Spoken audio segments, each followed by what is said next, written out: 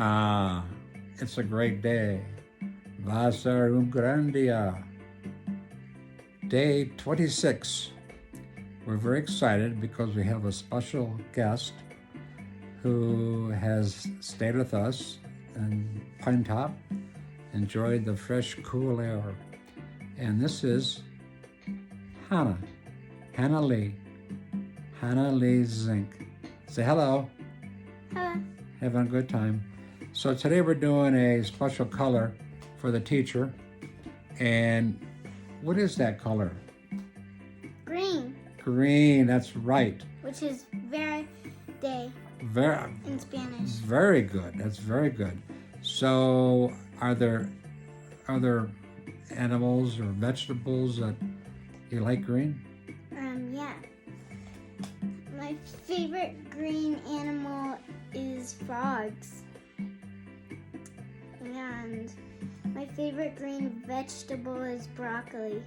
And they're both very good for you. Plus, And also, my favorite thing that's green that grows underground is grass. grass, that's right. Plus you get to mow it. Yeah. Well, let's enjoy it. The different shades that I think that the teacher will tell us or show us will be teal or turquoise, chartreuse, forest, hunter, different shades of color. So stay tuned. And live from Pine Top, Arizona, it's That Painting Show starring the Color Queen. Say so long. Bye. Bye. Hi folks, I'm Beth Zink, and today is day 26 of That Painting Show. Thanks again for joining us. Today is all about mixing green. For years I've had people say, why is green so difficult to mix? Well, I'll explain it to you in a minute. But first, Dr. John, who is today's lucky duck? The lucky duck is Judy from Park City. Airmail. All right, Judy, duck mail. Judy says how much she and her husband enjoy our videos, including us using all our family. Well, as you know, this is crazy times, and we've had our grandchildren here, and it's been fun to include them in our videos. So I'm glad people appreciate it. We appreciate you. So mixing green. We have a basic green that we always use, which is called deep green. You know, we talked about the old color chart. Green is the opposite of red. These are, red, blue, and yellow are the primary colors. Green, orange, and violet or purple are the secondary colors. And mixing greens, you can go toward a yellow green, you can go toward a blue green. We'll talk a little bit more about this. But deep green is my basic green if you're talking about buying paint. Sometimes it's also called hooker's green, and I won't go there. Anyway, so I'm going to make you some color mixing options. I'm going to start with deep green and cadmium yellow. Okay, there's my list over there. I take deep green, just like I did up there, and I'm going to add some cadmium yellow to it. Look how it makes it more and more limey if you will, the more we add the yellow. So you can see the variations of color you can get from adding cadmium yellow to the deep green. That's without adding any white too. With if you want to change the value of a color, you lighten any color by adding white. So we could take any of these versions of color and add white to it. We could also darken any of the versions of this color by adding black or purple or brown or Payne's gray. There are lots of options for darkening, but the only option for lightening is white. Next is deep green with yellow ochre, or sometimes it's called yellow oxide. It's kind of that muddy, mustardy, like think mustard. mustardy green, which gives a little different look. It's not as bright. It almost looks a little dirtier, a little earthier. I use a lot of these colors when I'm doing my cactus colors.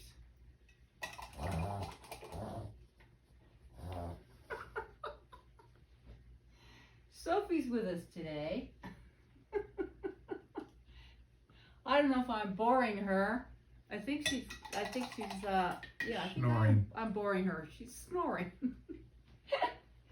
Next is deep green with cadmium orange. Maybe like a hunter or forest color? Well, the forest color is the deep green itself. And as we add the orange to it, it gets more drab, if you will.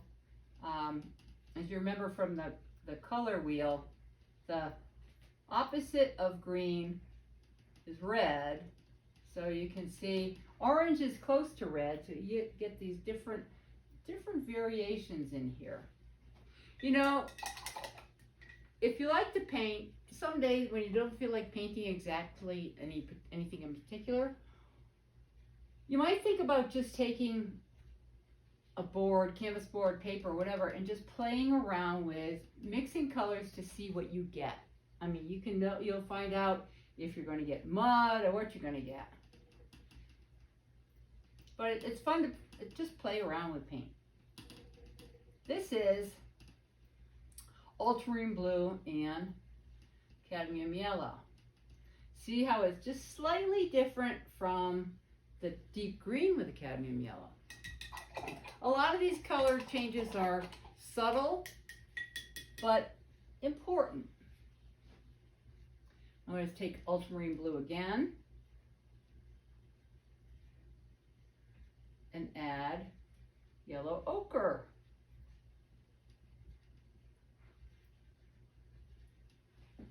By the way, your hair is still looking good, Thank you. especially your hat, Oh, you like sombrero. adding yellow ochre to the blue. So it's a little duller type color. I'm sorry. That was ochre. That was cadmium yellow.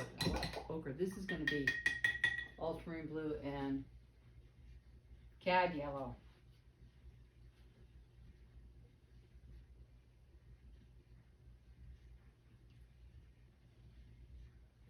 This is going to be your brighter color. See how bright it is? How it gets grass green. If you want to paint grass, you want to have it be a brighter color.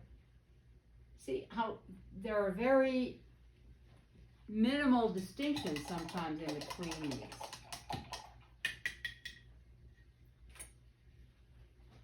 Next is Payne's Gray, which is that blue-black I talked to you about. We're going to add cadmium yellow to it.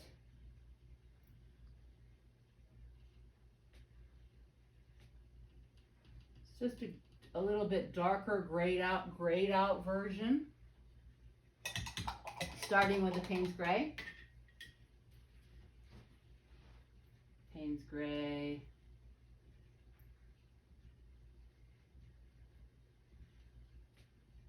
And the yellow ochre. I actually painted a whole big landscape with using these two colors for all my cactus. I never picked up my green at all because I thought these made great cactus colors. Maybe it's more natural. Yeah, it's just more drabbed out. You know, a lot depends on the lighting, the time of day, but it's amazing how different they can be. Now, this is Payne's Gray with raw sienna, which is not yellow. It's an earth color.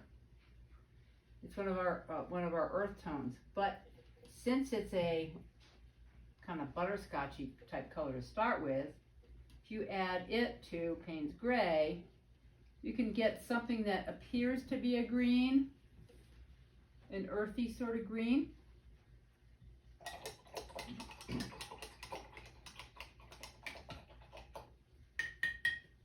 And then I have deep green with raw sienna, just to see the difference. See, like I said, it's kind of subtle changes.